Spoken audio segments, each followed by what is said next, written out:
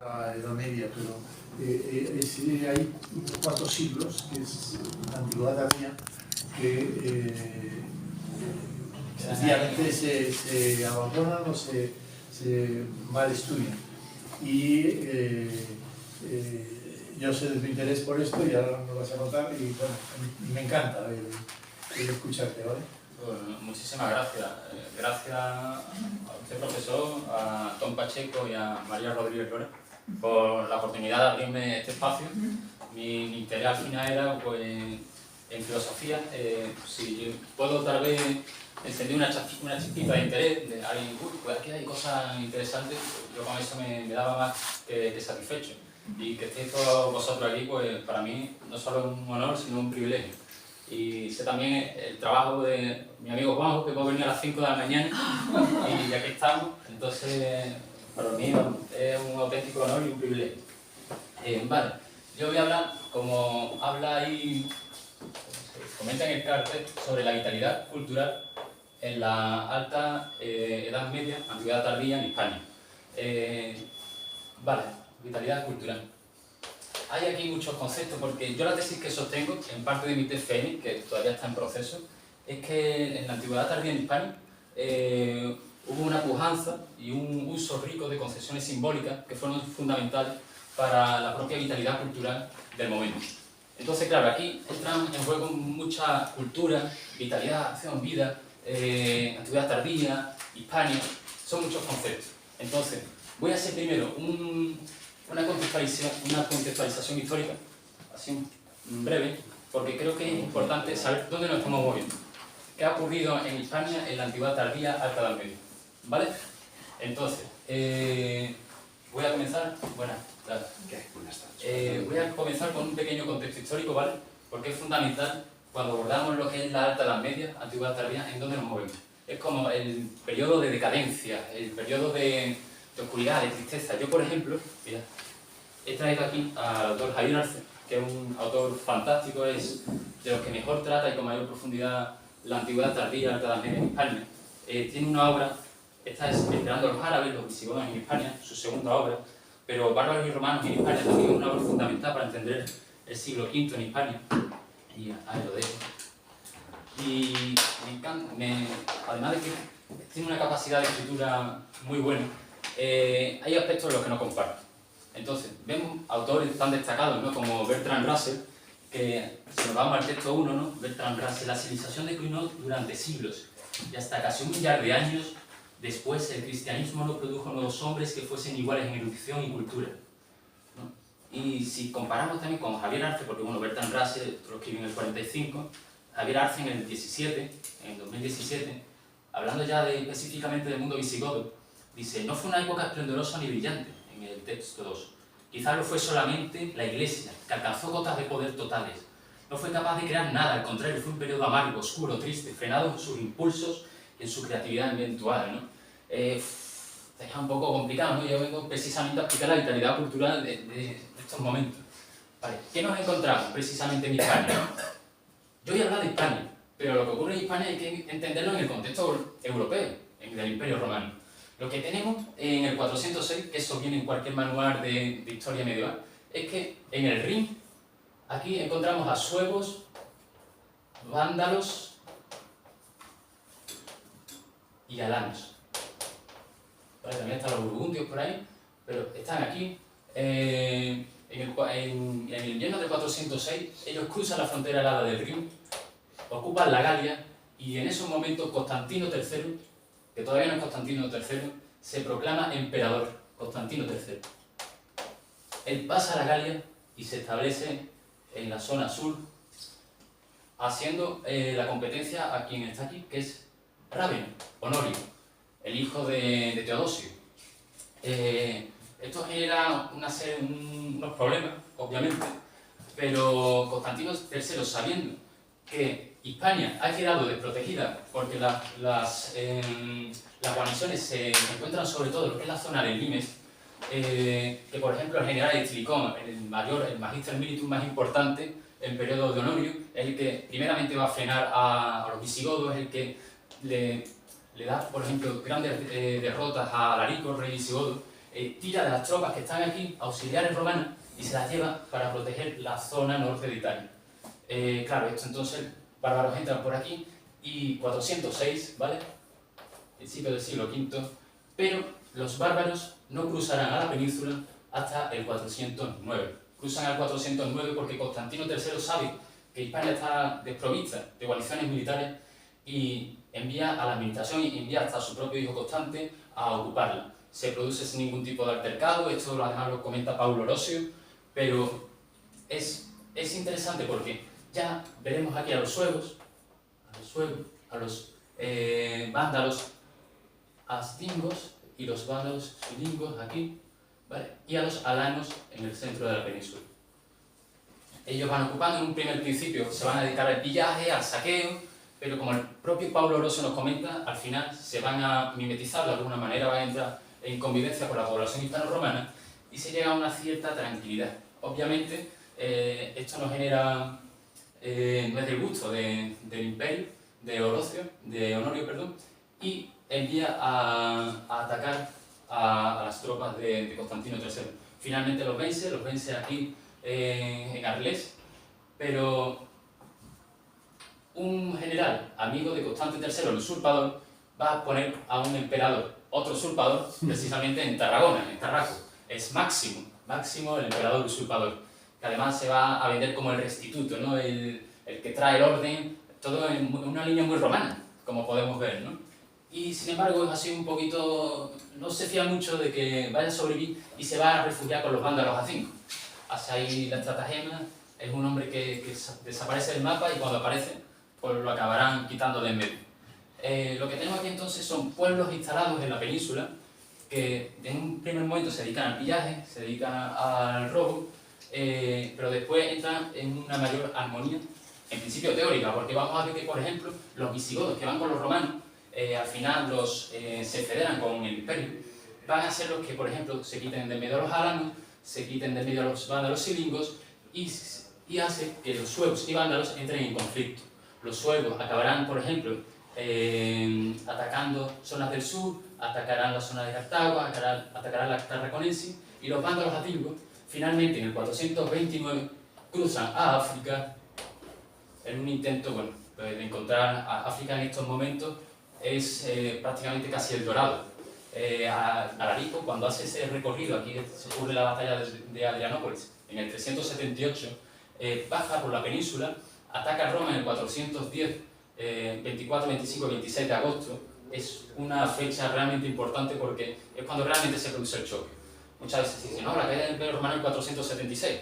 Esto es mucho más traumático en Roma que el 476, cuando se depone a Rómulo Augusto, porque es el momento en el que Roma realmente se ve atacada en sus cimientos, que tampoco es del siglo V, porque si nos vamos, por ejemplo, al 260, vemos como el rey Sapor I persa gana al emperador Valeriano, que incluso lo acaba humillando, lo desolla y con su piel la tiñe de púrpura y la pone en su templo. Eso también es un acto que es mucho más impactante que lo que ocurre en el 476, ¿vale? Tampoco los bárbaros es algo nuevo, es decir, bueno, ya aparte de que en el 166 tenemos a los marcomanos, que la película, por ejemplo, de Gladiator, la película de la caída del Imperio Romano, los marcomanos le pone freno Marco Aurelio, que finalmente acabará muriendo en la que es Indibona, en la zona de Viena actualmente. Entonces estamos hablando del 166, siglo III. No es algo nuevo. Obviamente la península está pasando por grandes revueltas.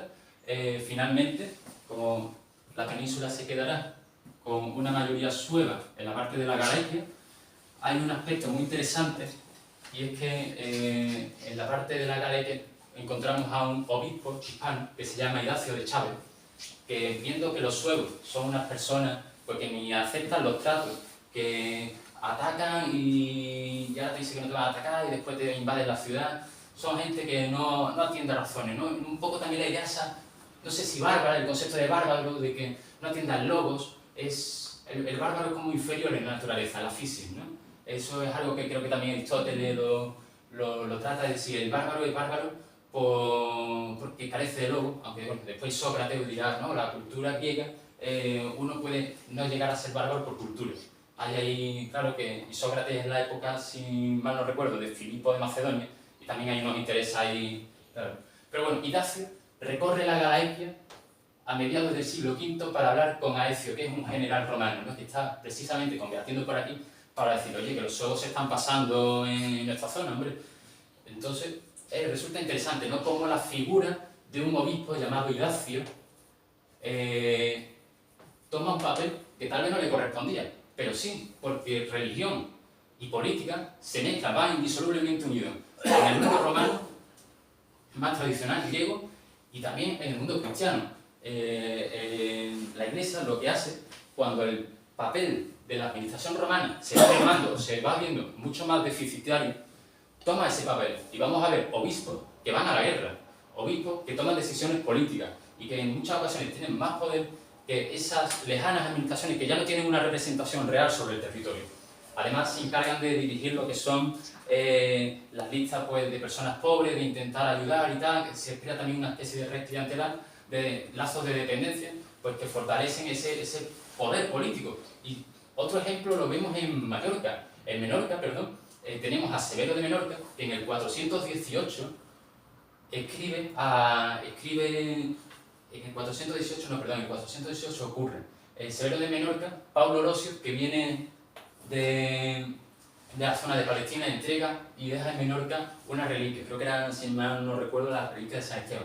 Entonces los cristianos de Menorca se vienen arriba de, de esto no, vamos a intentar convertir a los judíos. Los judíos no lo ven muy bien, se cabrean, cogen piedras, palos, se van ahí a atacar a los cristianos, ¿no? Y el obispo, que se llama Severo, dice, ¿a dónde vais vosotros, no? Que aquí todavía gobiernan las leyes romanas, ¿no? Toma ese papel precisamente de ese papel político, que indudablemente está presente. Iglesia y poder político van de la mano, precisamente porque el poder administrativo va mermándose. Entonces, con este caos que tenemos aquí, o este aparente caos, yo vengo a hablar de la vitalidad cultural, ¿no? ¿Cómo yo voy a defender aquí con todo lo que está pasando, ¿no? Pues para ello he traído un texto un poco, tal vez exótico, ¿no? Porque nos vamos a remontar ahora a Mesopotamia, ¿no? ¿En qué sentido? Si vamos al texto 3, ¿qué podemos ver aquí? Lo leo, ¿vale? En voz alta. Tenemos a la diosa Inanna, al que su hermano Urki le recomienda que se case con Dumuzi, el pastor. Oh, hermana mía, deja que el pastor se case contigo. ¿Por qué, doncella Inanna, no quieres? Escucha, su mantequilla es buena, su leche es buena. Todo lo que el pastor toca con su mano resplandece. Oh, Inanna, desposa a Dumuzi, tú adornada de piedras chuvas, ¿por qué no quieres? Él comerá contigo su buena mantequilla, protectora de reyes, ¿por qué no quieres? Inanna respondió a su hermano Utu, el pastor no se casará conmigo, con su manta tosca no me envolverá, su burda lana no me cubrirá. Quien se va a casar conmigo, doncella que soy, será el labrador que hace crecer el grano en abundancia para mi mesa. Yo no lo vengo a traer como un ejemplo así de cultura, porque aquí eso no opera. Pero lo que sí quiero traer es que hay una realidad, y en ese texto se deja claro, ya desde Mesopotamia, y eso es inherente al hombre, que hay muchas maneras de desenvolverse en el mundo, de cómo el hombre actúa. Y hay una manera de actuar, por ejemplo, en este caso, de pastor y otro de agricultor. Y eso te configura un modelo de vida y un modelo para la vida. En el sentido de que te predetermina a un tipo de existencia. Inanna lo tiene claro y se va con el labrador. Cuando hablamos de la antropología, cuando hablamos de la cultura, ¿no? Ahí está, por ejemplo, la definición de Taylor, creo que la he puesto en el 4, ¿no? Que se refiere a la cultura como un conjunto complejo de conocimientos, habilidades, artes, creencias, leyes, morales, ¿no? que están en el hombre como miembro de una sociedad, ¿no? Pues ciertamente de algo de eso estamos hablando también. Tal vez hay cosas que se escapan, tal vez hay cosas, pero si nos vamos a la RAE, si nos vamos a otras definiciones, parece que la cultura va por ahí. Entonces, podemos hablar de una vitalidad cultural en esta época, Hispania en el siglo V, siglo VI. Bueno, yo lo voy a ejemplificar con tres, que traigo al final, pero vamos a ver las líneas que sobrevuelan todo esto. El sentido, ¿qué entendemos por cultura? Por cultura muchas veces entendemos que si bien se da una decadencia cultural porque han desaparecido las formas tradicionales o se han visto que van apagándose, que ya, no, por ejemplo, no hombre, es que en la antigüedad tardía de la Edad Media, podemos hablar de un Séneca, de un Ovidio, de un Salustio, podemos hablar de un... Bueno, que podemos hablar entonces de un San Agustín, de un Boecio, de un tal... Pero la cosa no va por ahí, porque eso sería aceptar que la cultura es algo dado y no algo que se da. La cultura, yo creo, y esto es importante, la cultura va indisolublemente a la transmisión, a la vida. Es algo activo y no es algo dado, apagado, cerrado. Esto lo hemos hablado también mucho Juanjo y yo, de que una cosa es leer a Platón y Aristóteles, en el mejor de los casos, ¿no? Porque si tienes una mala traducción, si no sabes muy bien el contexto y tal, pues tal vez no te estás enterando ni de lo que lees de Aristóteles y Platón. Y otra cosa muy distinta, y eso creo que también Jesús de Garay en Diferencia y Libertad lo señala, una cosa es hacer filosofía y otra cosa es leer filosofía. No estamos hablando de lo mismo. La filosofía se da en la reflexión. Si no hay reflexión, no hay filosofía. Entonces, ese papel activo, para mí, no hay que olvidarlo. Está presente. ¿Y qué pasa? ¿Que no está presente aquí? ¿Qué pasa? Que cuando, por ejemplo, vemos que el hombre necesita dotar de significado a su vida, de encontrar marcos de referencia, de estructuras simbólicas que configuren su cultura, ¿eso no se da en estos momentos? ¿Desaparece? No. Por lo menos yo, desde luego, creo que no. Entonces, esa comparación que se hace de la cultura, ¿no? No, es que la cultura clásica con respecto a la cultura... es mejor la cultura clásica con respecto a la antigüedad tardía, alta edad media, porque hay una... ¿Qué estamos hablando? ¿De un producto acotado, dado y cerrado? No. No podemos hablar en esos términos. Yo pongo el ejemplo en lo que escribí de una diadema del pelo, por ejemplo, de una mujer, ¿no? ¿Qué pasa? Que una diadema a día de hoy, por ejemplo, dado por el polímero, por la necesidad de ahorrar en costes de producción, es mucho peor con respecto a una diadema de las mismas características de hace 20 años. Entonces, eso puede ser objetivo. Pero no estamos hablando de la cultura como producto cultural. Estamos hablando de algo que es activo, que es acción, que implica al hombre, en tanto se mueve por el mundo. Y eso a veces se pasa por alto y no se tiene en cuenta. Por eso, yo señalaba aquí también, si nos vamos a Frank Boas, la mera enumeración de varios aspectos de la vida no constituye la cultura. Es mucho más que esos elementos independientes. Hay una estructura detrás. La cultura se construye con símbolos, se construye con la vivencia y la experiencia personal. Claro, todo eso, todas esas significaciones que están presentes en el hombre han de materializarse por un vehículo que cobije el concepto. Y ahí es cuando hablamos del símbolo. El símbolo, como habla Clifford Geertz en su obra La interpretación de la cultura, es el contenido positivo de esa significación. Es lo que queda plasmado. Y para nada es algo así lúgubre, tétrico, no. Tenía plena vigencia y plena comprensión para el hombre de su tiempo. Que nosotros nos cueste entender lo que a nosotros nos sea extraño es otra cosa. Pero tenía plena vigencia. Entonces, cuando por ejemplo en España, en cierta época, en cierto momento del siglo V, por ejemplo, se pierde la obra de Aristóteles, significa eso que las verdades últimas o lo que aspira a conocer Aristóteles se pierde de la faz de la península ibérica en este caso. Yo creo que no, y